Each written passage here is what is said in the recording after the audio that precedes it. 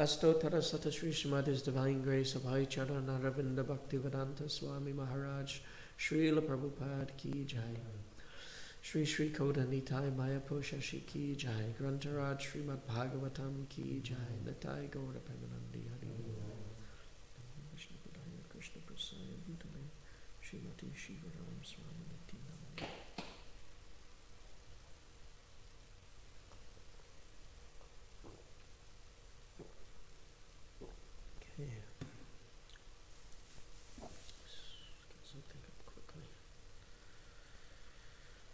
Hare Krishna.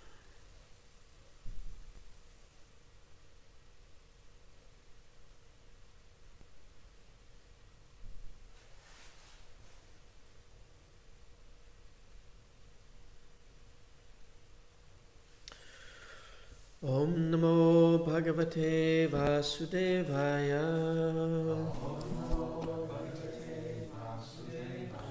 Om Namo Bhagavate Vasudevaya. Om Namo Bhagavate Vasudevaya.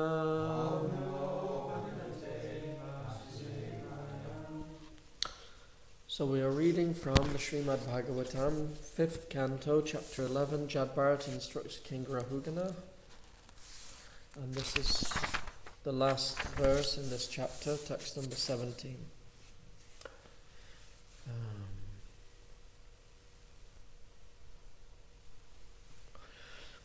Bratrivyam enam tad abhadra viryam Bhratrivyam enam tada bhadraviryam upekshayadhyeditam apramata excuse me, this is quite a tricky one. Upekshayadhyeditam apramata Gurur Harish Charano Pashanastro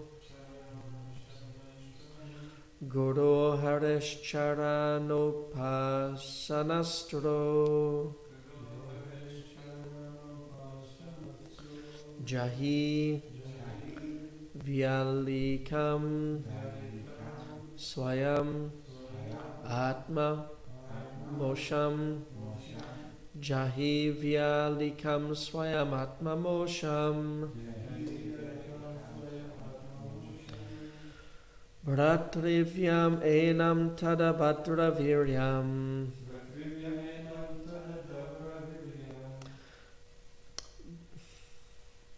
Bhratrivyam enam tada bhadraviryam Upekshayadye. Excuse me, I can't get my tongue around this one. Upekshayadye ditam apramata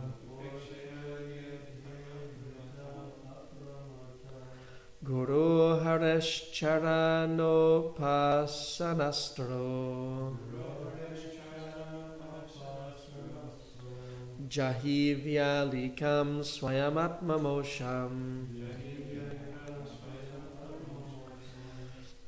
Bhratrivyam enam tada bhadraviryam Upekshayadye ditam apramata Guru Harish Charano Pasanastro Jahi Vyalikam Swayamatma Mosham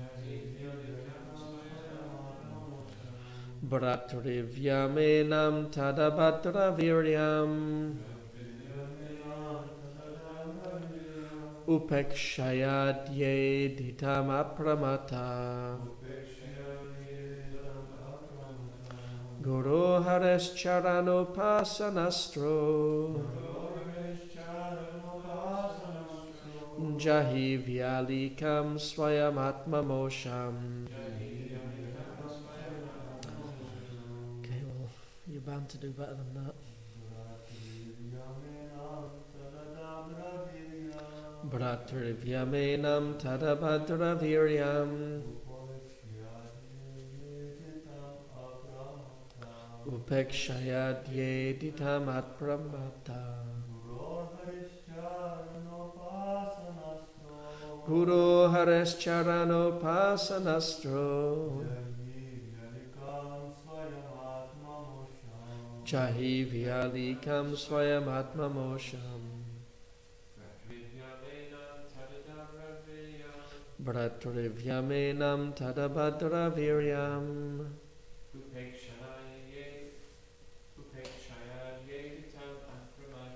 Upekshayadye ditam apramata Guru Harish Charano Pasanastro Jahi Vyalikam Swayam Atma Mosham. Okay. Bhratrivyam, the formidable enemy. Enam, this mind. Tat, that. Abhadraviryam, very, very powerful. Upekshaya, by neglecting. Adyeditam, unnecessarily increased in power. Apramata, one who is without illusion. Guru, of the spiritual master. Hare, of the Supreme Personality of Godhead. Charana, of the lotus feet. Upasana Astra, applying the weapon of worshipping. Jahi, conquer. Vyalikam, false. Swayam, personally. Atma Mosham, which covers the constitutional position of the living entity. Translation. This uncontrolled mind is the greatest enemy of the living entity. If one neglects it or gives it a chance, it will grow. It will grow more and more powerful and will become victorious. Although it is not factual, it is very strong. It covers the constitutional position of the soul. O King, please try to conquer this mind by the weapon of service to the lotus feet of the spiritual master and of the Supreme Personality of Godhead. Do this with great care. So responsibly, this uncontrolled mind is the greatest enemy of the living entity.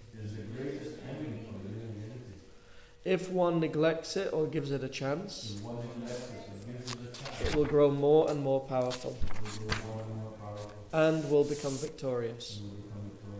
Although it is not factual, it is very strong. It covers the constitutional position of the soul. O King, please try to conquer this mind by the weapon of service to the lotus feet of the spiritual master and of the Supreme Personality of Godhead. Do this with great care. Purport by His Divine Grace, A.C. Bhaktivedanta Swami, Srila Prabhupada Ki Jai. There is one easy weapon with which the mind can be conquered: neglect. The mind is always telling us to do this or that. Therefore, we should be very expert in disobeying the mind's orders. Gradually, the mind should be trained to obey the orders of the soul. It is not that one should obey the orders of the mind. Srila Bhaktisiddhanta Saraswati Thakur used to say that to control the mind, one should beat it with shoes many times just after awakening and again before going to sleep. In this way, one can control the mind. This is the instruction of all the Shastras. If one does not do so, one is doomed to follow the dictations of the mind. Another bona fide process is to abide strictly by the orders of the spiritual master and engage in the Lord's service. Then the mind will be automatically controlled. Sri Chaitanya Mahaprabhu has instructed Srila Rupa Goswami, Brahmanda Brahmate Kona Bhagyavan Jeev, Guru Krishna Prasade Pai Bhakti Lata Bij. When one receives the seed of devotional service by the mercy of the Guru and Krishna, the Supreme Personality of Godhead, one's real life begins. If one abides by the orders of the spiritual master, by the grace of Krishna, he is freed from service to the mind. Thus end the Bhaktivedanta purports of the 5th canto, 11th chapter of the Srimad Bhagavatam, entitled Jad Bharat Instructs King Rahugana.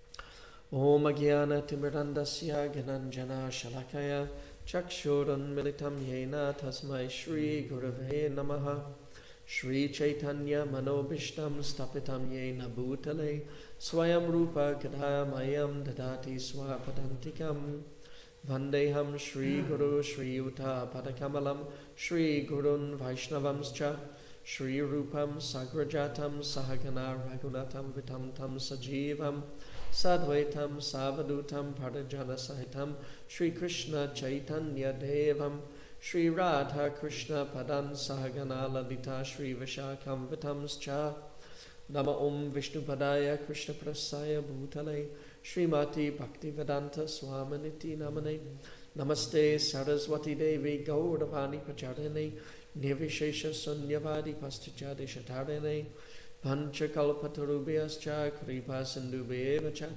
Patitanam Bhavanebhyo Vaishnavebhyo Namo Namaha Jai Shri Krishna Chaitanya Prabhu Nityananda Shri Advaita Gadadha Shri Vasadi Gaura Bhakta Vrinda Hare Krishna Krishna Krishna Hare Hare Hare Rama Rama Rama Hare Hare.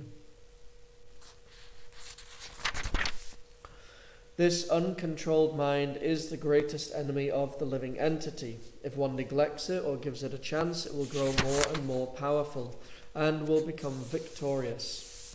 Although it is not factual, it is very strong. It covers the constitutional position of the soul.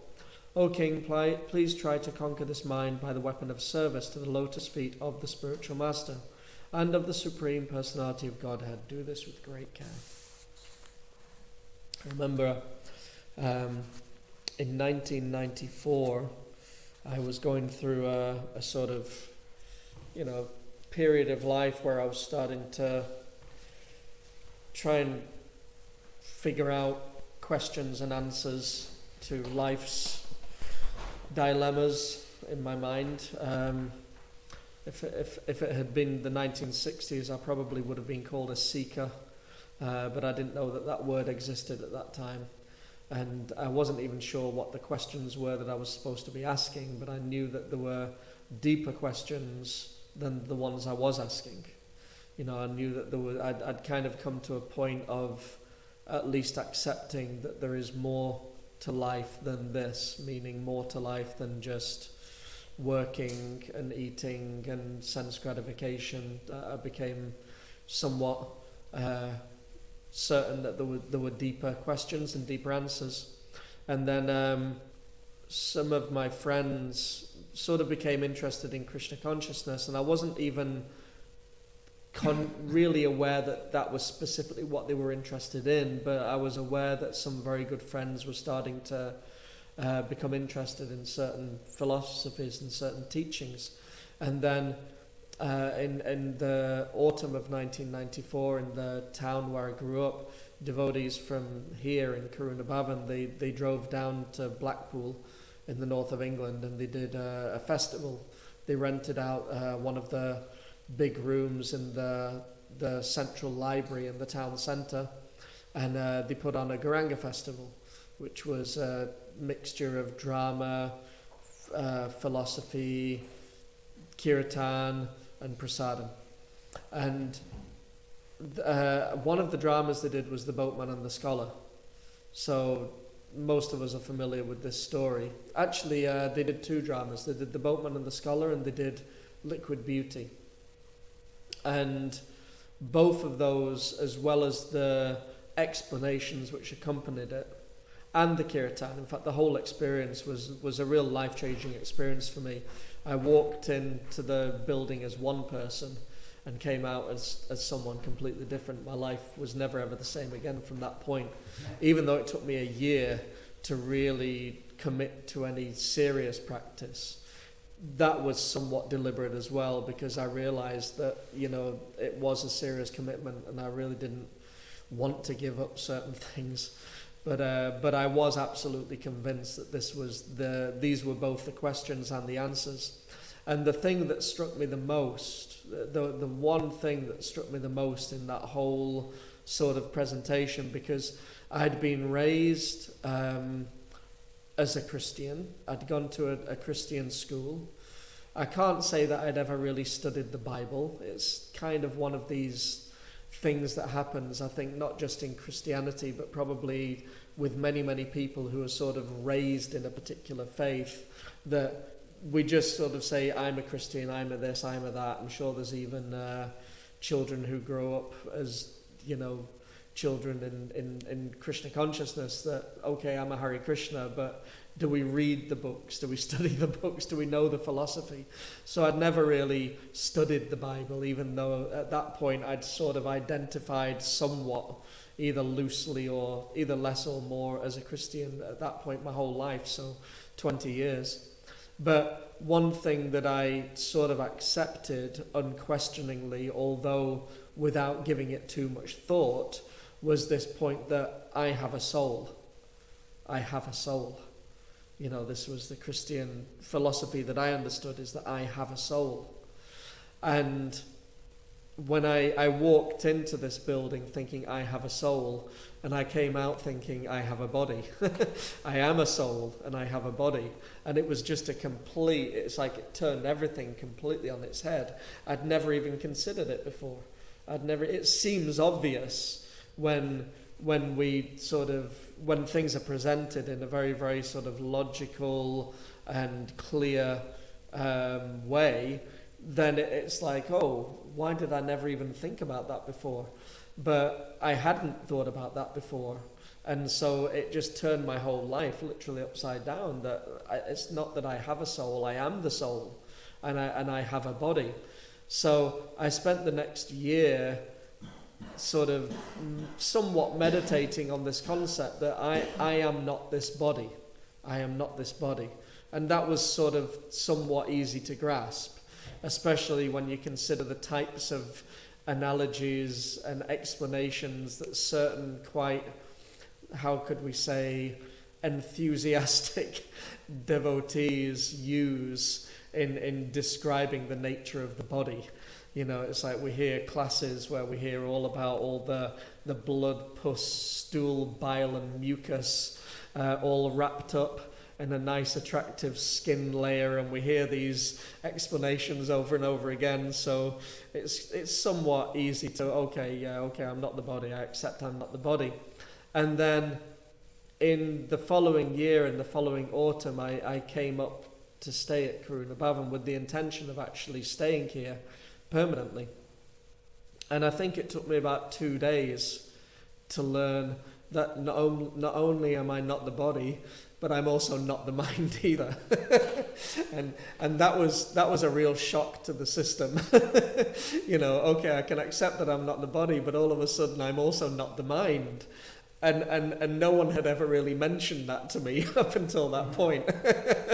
You know, I'd spent a year being told you're not the body, but no one mentioned that I wasn't the mind either. And so when I found out that I wasn't the mind, that was a really difficult sort of learning curve. If I'm to be perfectly honest, I would say I'm still I'm still on the curve. I'm not sure how far around the curve I am, but I'm definitely still on the curve. So it's a real challenge when we learn that I'm not the mind, I've got a mind, and my mind is or can be extremely powerful and can present a real obstacle on the path of bhakti. Most of us are probably familiar with the stories in the 10th canto of the Srimad Bhagavatam, whether we've read the 10th canto itself or whether we've read Krishna book, or whether we've just been hearing these stories. But most of us are familiar with the different stories of Krishna's killing the different demons, particularly in Vrindavan, because Krishna spends the first part of his life, his manifest pastimes, should I say, he spends the first part of his manifest pastimes on earth in Vrindavan. And then at a certain period, he goes from Vrindavan, and then he goes to Mathura, and then he goes to Dwarka. But those initial pastimes that Krishna manifests in Vrindavan, these are considered to be the most confidential, the most intimate, and the most saturated, the most love-saturated pastimes of Krishna's manifest Leela.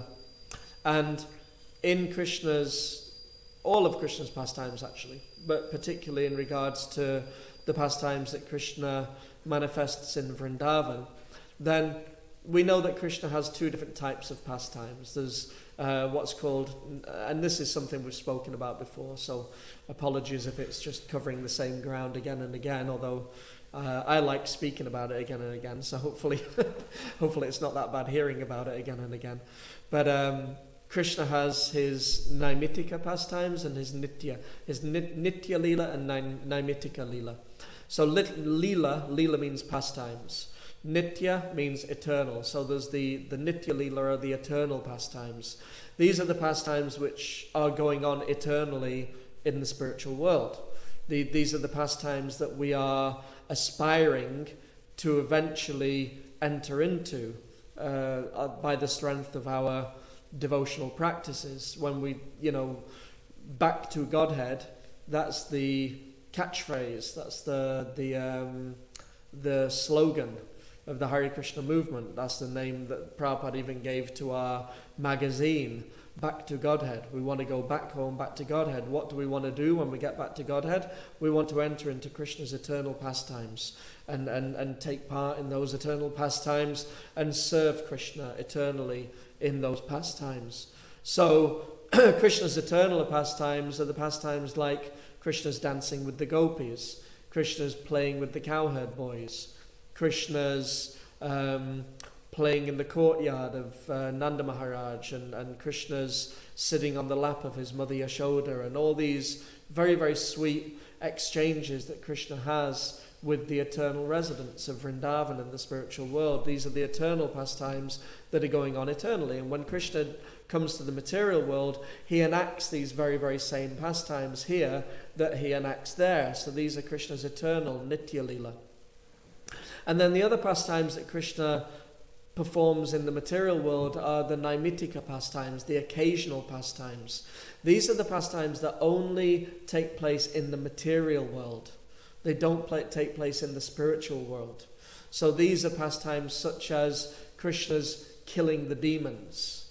Krishna's killing Agasura, Bakasura, Bhaumasura, and Pralambasura, all these different demons that Krishna kills, or Krishna's chastising Kaliya, the serpent in the river Yamuna, or Krishna's liberating the twin Arjuna trees, Nalakuvera and Manigriva, and liberating them so they can once again return to the heavenly planets, or Krishna's expanding himself into unlimited cowherd boys and cows because of Brahma's stealing the cowherd boys and cows, or Krishna's lifting Govardhan Hill because of Indra sending torrents of rain to try and wash away Vrindavan.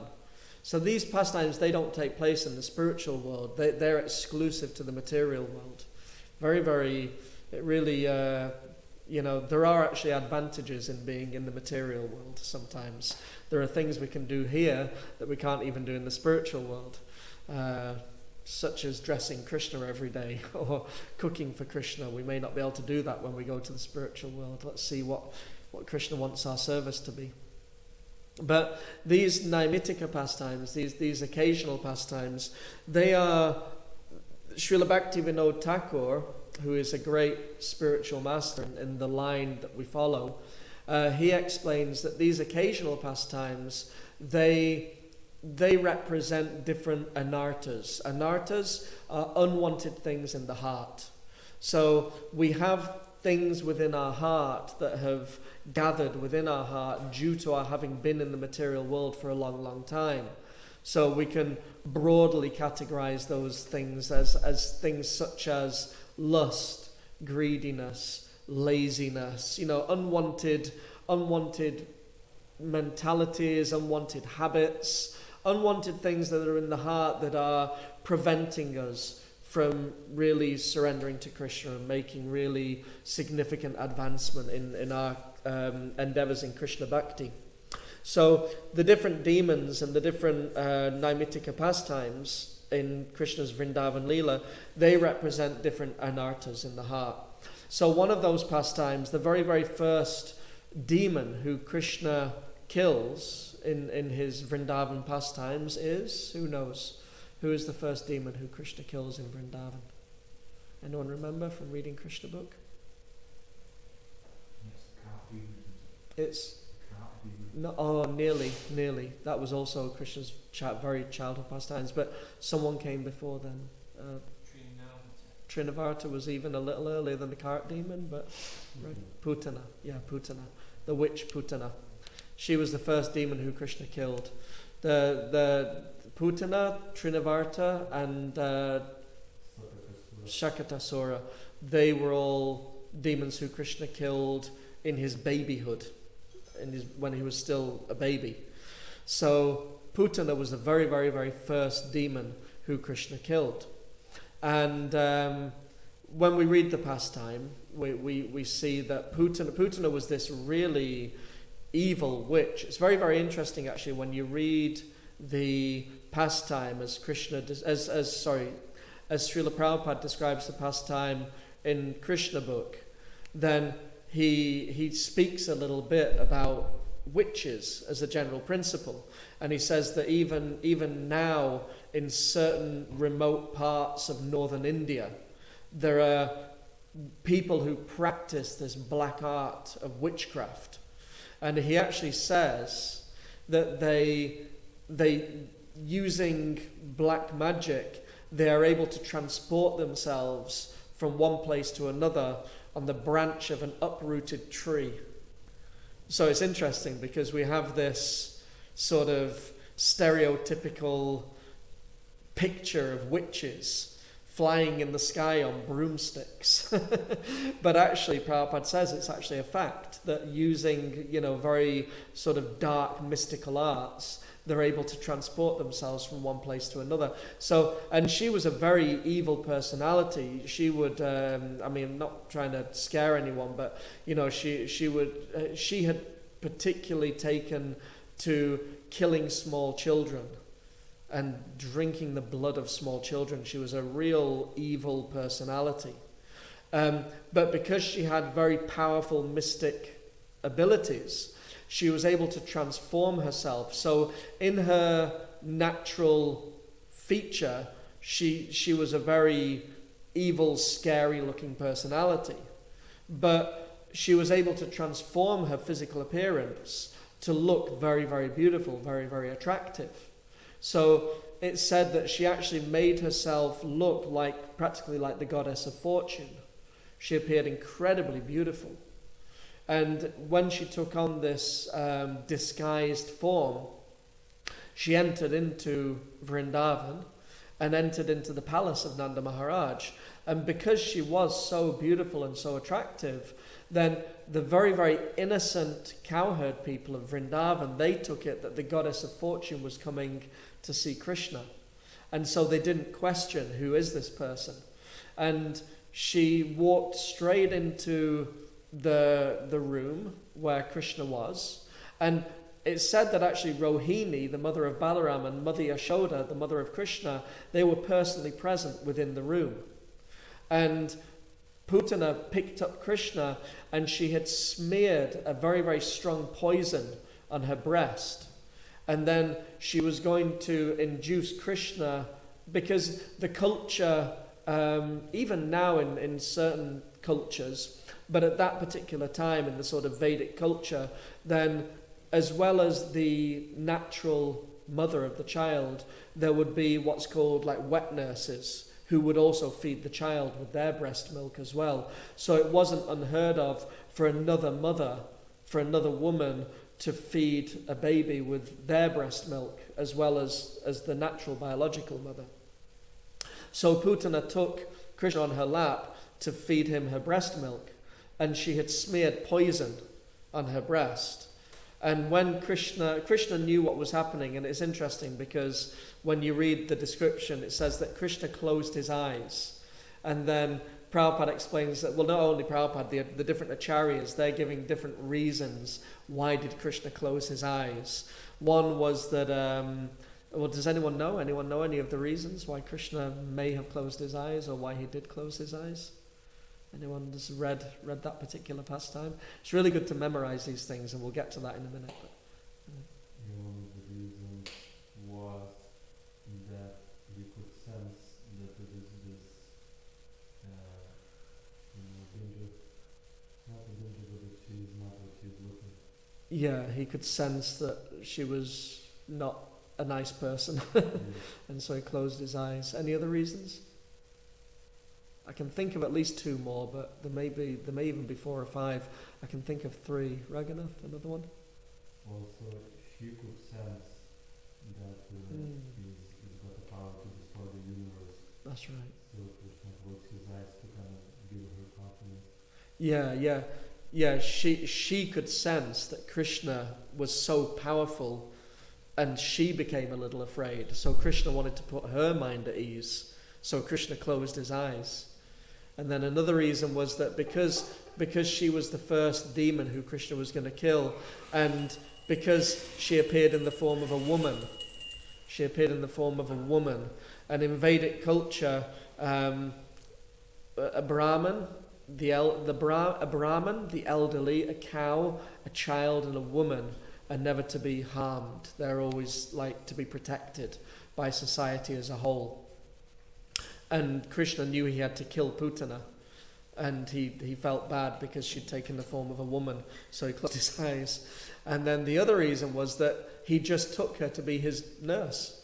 You know, all this was actually going on at the same time. This is the inconceivable nature of Krishna. Krishna is, what is it? Is it Achyuta?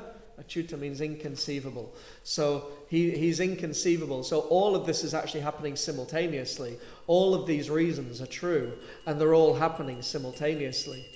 So he closed his eyes, and then Putana went to feed him her breast milk, and then Krishna sucked her breast milk and also sucked out her life airs, and then she began to panic, and then she changed back to her original form. And it's even said that she expanded herself up to, it's either 12 or 15 miles, I can't remember exactly, but anyway, it's either 12 or 15 miles. She expanded herself, and it said that all these different parts of her body resembled different features in the landscape, you know.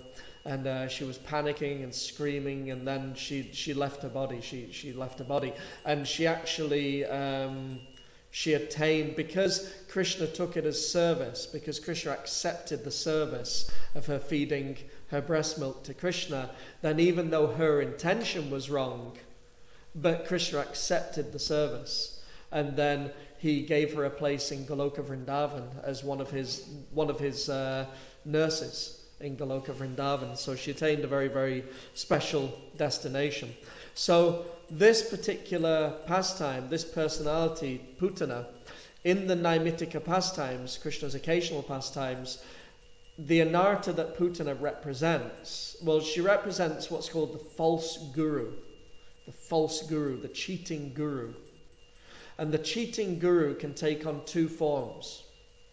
One is the literal person who appears in our life as our teacher, as our well-wisher, as our guru, but is actually there to cheat us.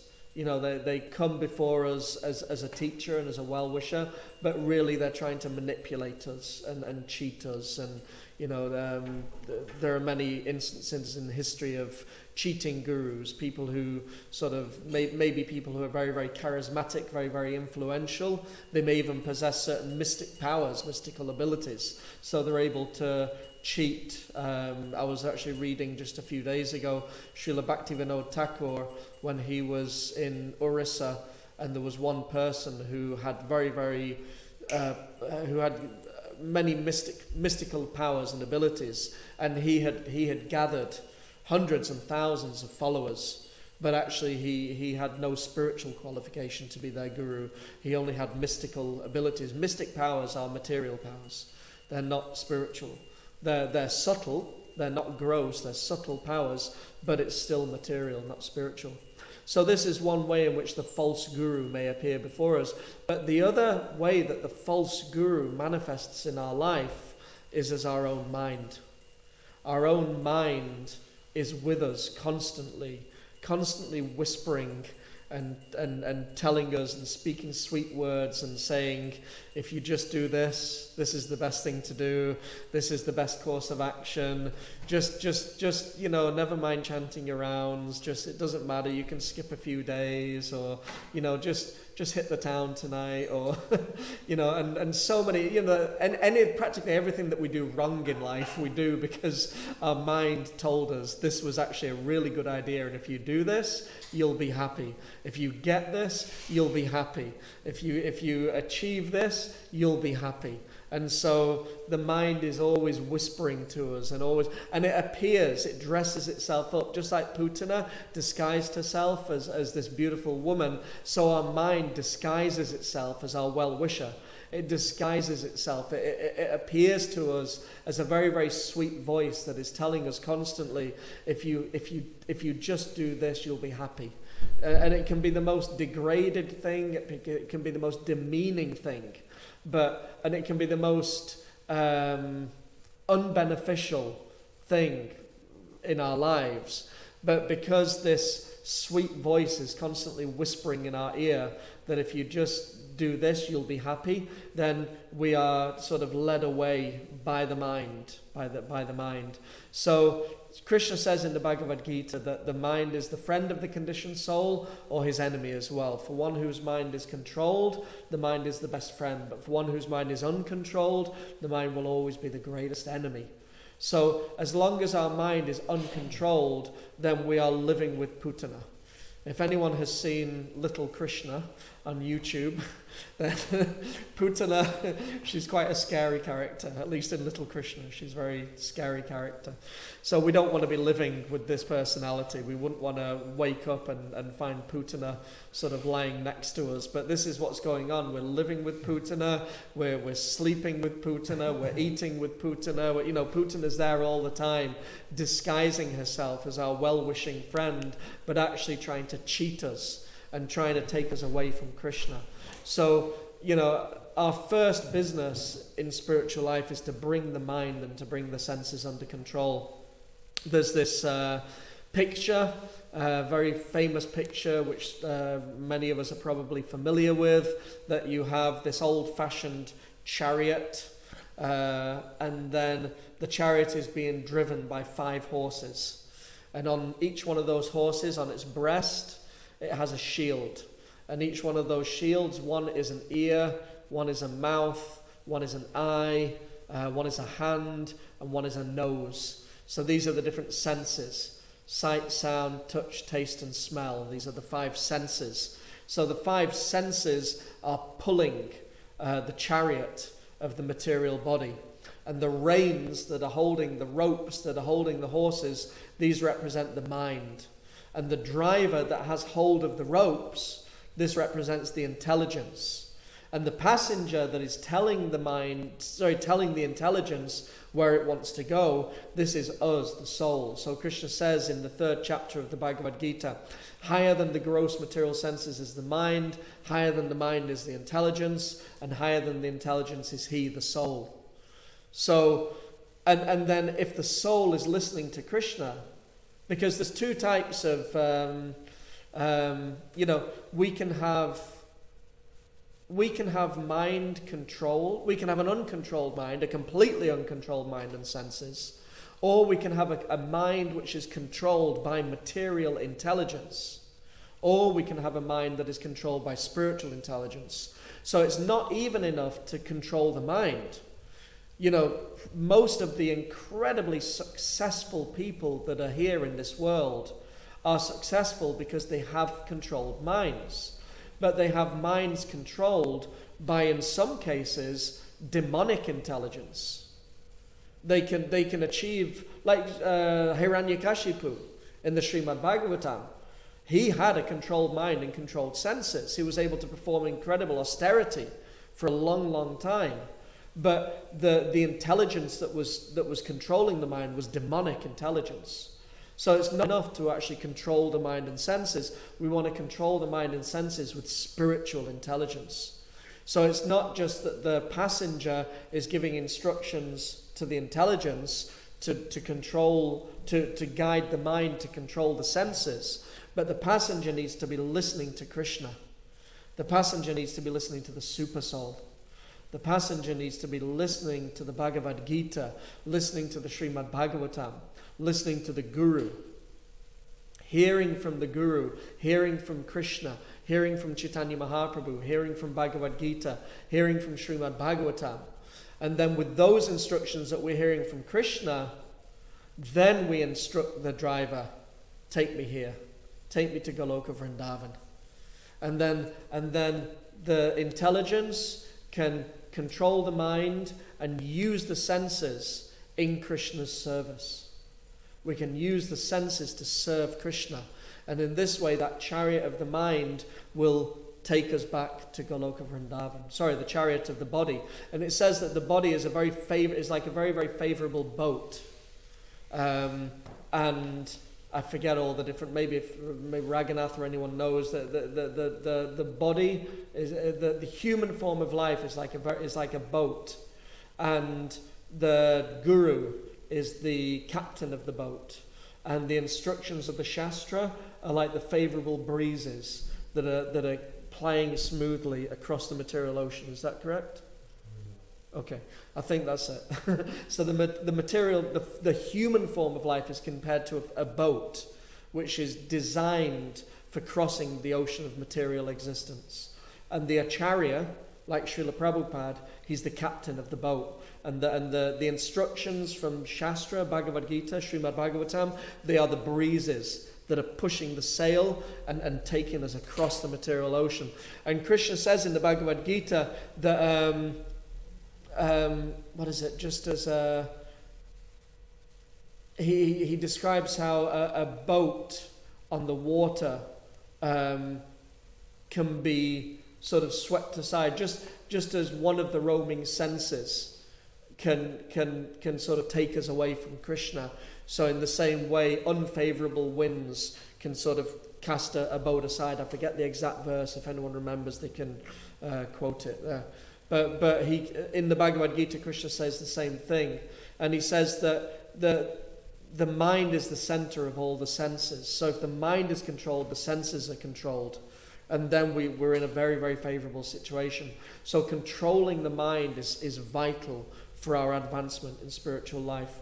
In the story of the Mahabharata, after the battle of Kurukshetra, and after the funeral rites had been performed for all the fighters who had died in the Kurukshetra war, Yudhisthira Maharaj was feeling absolutely mortified that he felt personally responsible for all the people who had died. Millions of people had died so that Yudhisthira Maharaj could be established as the rightful king and ruler.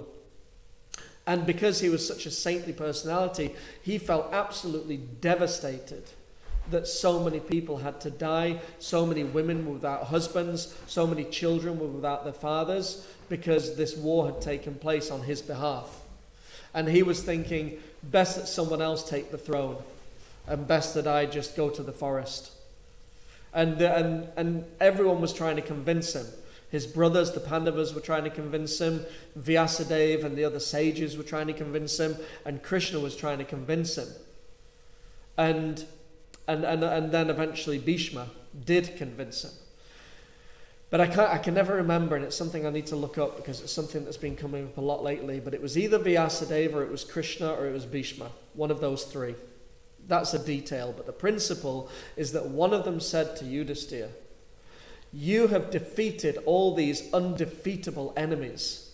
You know, many of the warriors which you've defeated on the battlefield were practically undefeatable, but somehow you've defeated them. You've had this huge war, this huge battle, and you've defeated all these undefeatable enemies.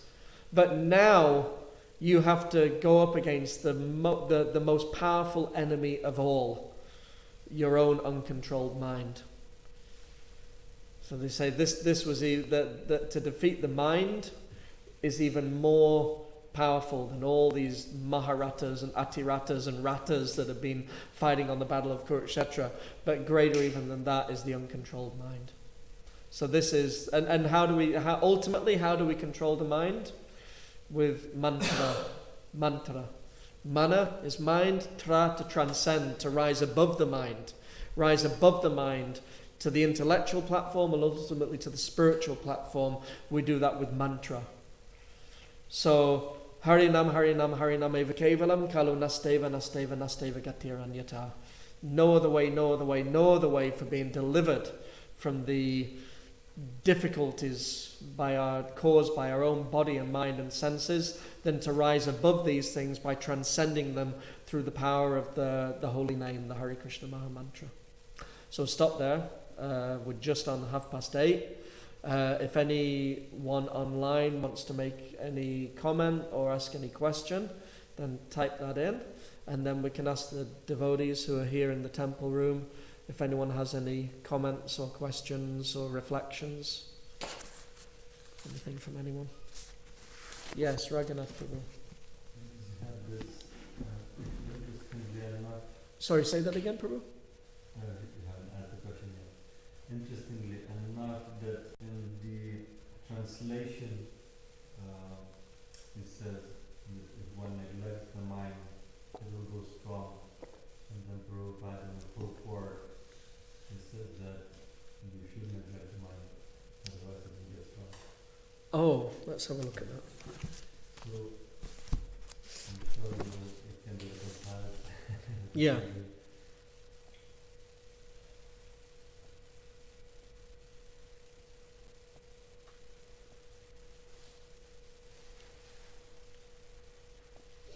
But he doesn't say that we shouldn't neglect it.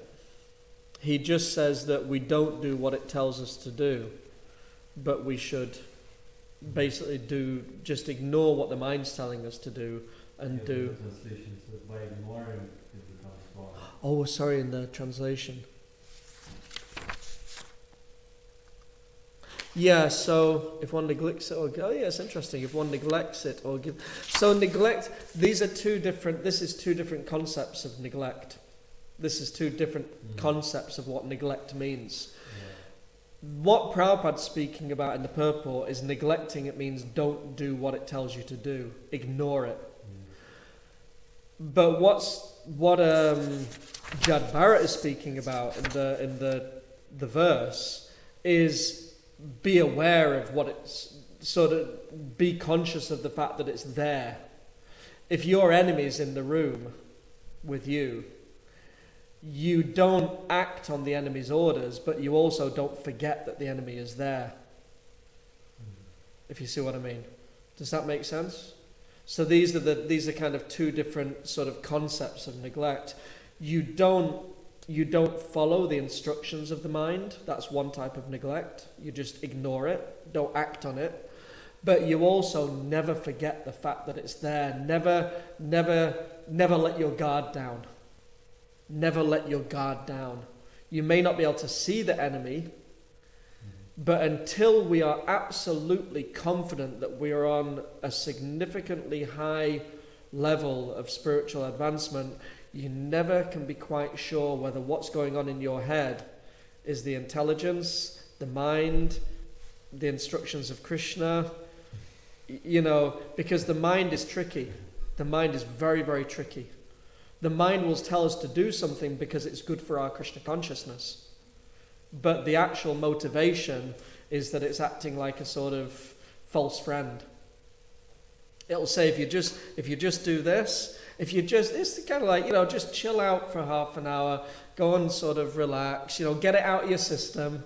Just get it all out of your system. Do the things that you want to do, then you'll be able to chant nicely. Just get it all out of your system so you can just sit down and peacefully chant Hare Krishna.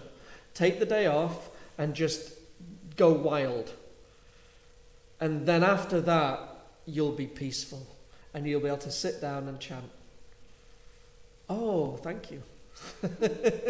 So you've got to be very careful. The mind can be very tricky. Laura, you were going to... So how do we know it's the mind and not the intelligence or not the super soul or something else? How do we know when to listen and when not to listen? We need to constantly engage in revealing our mind in confidence and inquiring confidentially.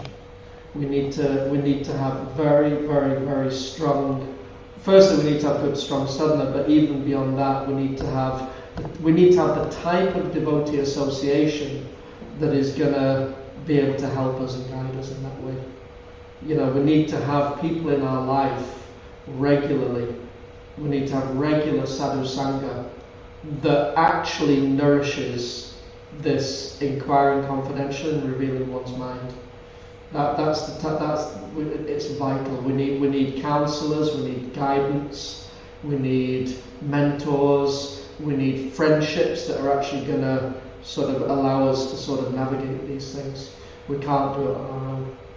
So we need good devotee association, but actual devotee association, not just being in the physical proximity of devotees and not just hanging around with devotees, but actually revealing our mind, inquiring confidentially, getting the actual proper guidance, care, attention, and sort of help that we need to be able to navigate that.